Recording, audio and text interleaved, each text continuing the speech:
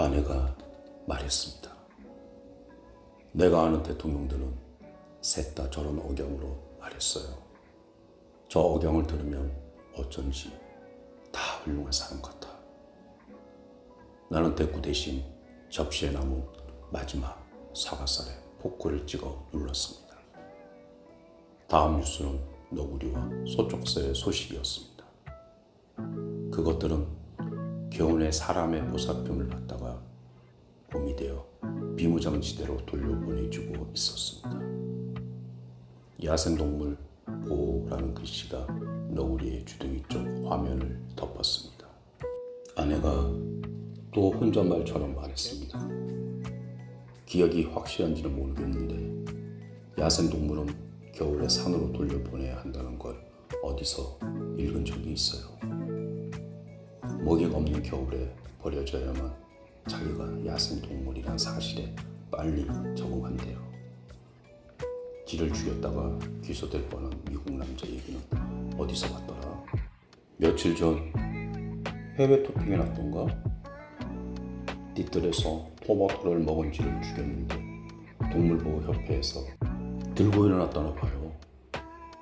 해를 끼친 동물은 보호 대상 동물에서 제외시킨다는 법안이 통과되어서 겨우 풀려났던데 쥐 죽인 일이야 쥐 죽을 듯 하면 될 걸 갖고 그 호들갑을 떨다니. 참 할 일 없이 배부른 나라야. 나는 속으로 그런 생각을 했지만 입 밖으로 내진 않았습니다. 김건희 시황에 대한 뉴스가 시작되었으므로 거기에 시선을 고정시켰을 뿐이었습니다. 텔레비전을 끈 뒤 나는 시사 주간지를 들고 침대로 들어갔습니다. 아내는 과일 접시를 씻느라 조금 늦게 침대로 왔습니다. 아내의 손이 차가웠습니다. 나는 그녀의 두 손을 끌어다 내 잠옷 사타구니에 넣었습니다. 그녀가 조금 웃었습니다. 나는 아내를 사랑했습니다. 그녀에 대해서라면 모든 것을 알고 있다고 생각했습니다. 전문대 비서학과를 나왔지만 아내는 대학에서 뭘 배웠는지 거의 기억이 없다고 했습니다. 그녀는 원래 미술대학을 지망했었습니다. 고3 겨울 그녀가 다니던 조그만 화실은 낡은 목조 건물 3층에 있었는데 몹시 추웠습니다. 그녀의 자리는 바로 그 창문 옆이었습니다. 오른쪽 뺨으로는 난로 위에서 끌어대는 커다란 주전자에 뜨거운 김을 쐬고 왼쪽 뺨으로는 빗볼을 얼리는 매서운 찬바람을 맞아가며 그녀는 열심히 대생을 했습니다. 점점 연탄가스의 냄새에도 익숙해져 갔습니다. 이따금 난로 위의 주전자에서 뜨거운 물을 따라 바람이 들이치는 창턱에 올려놓았습니다. 물론 몇 분 지나지 않아 알맞게 식었습니다. 그녀는 그 물로 두통약을 삼키곤 했습니다. 그 해에도 대학 입시 나름 몹시 추웠습니다. 그녀의 어머니는 추위를 잘 타는 그녀를 위해 목이 올라오는 털 스웨터를 떠서 입혔습니다.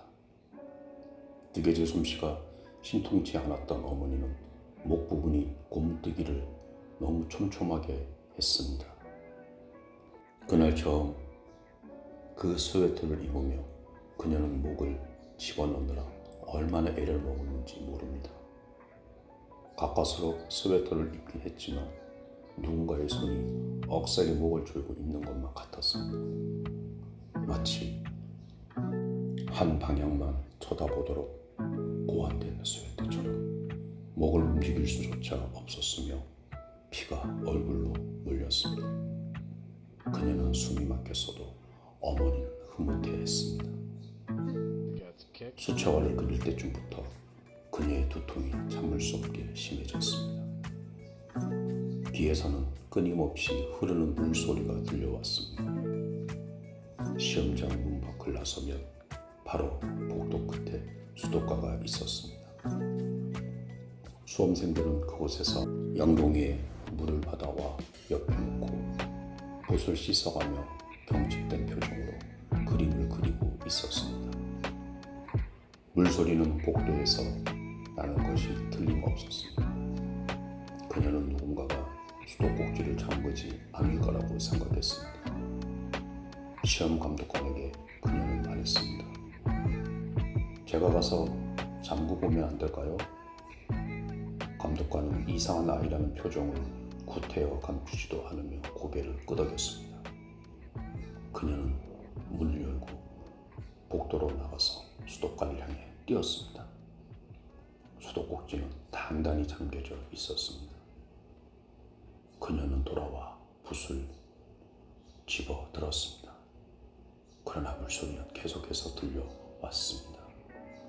다시 허락을 받고 잠그러 가봤으나 또 누군가가 그녀보다 한 발 앞서가서 수도꼭지를 잠근 뒤였습니다.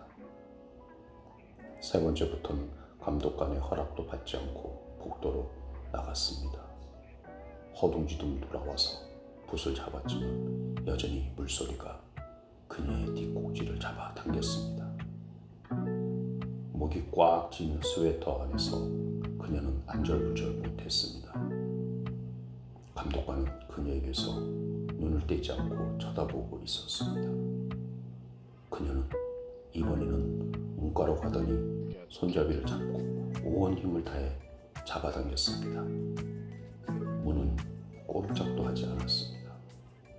감독관의 표정에는 이제 약간의 연민이 떠올라 있었습니다. 왜 그러지 학생?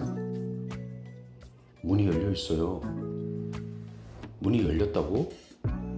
감독관은 단단히 단속된 문을 쳐다보며 몇 번 눈을 껌뻑이더니 다음 순간 깊은 이해심이 깃들인 표정을 짓고는 그녀의 어깨를 부드럽게 두드렸습니다.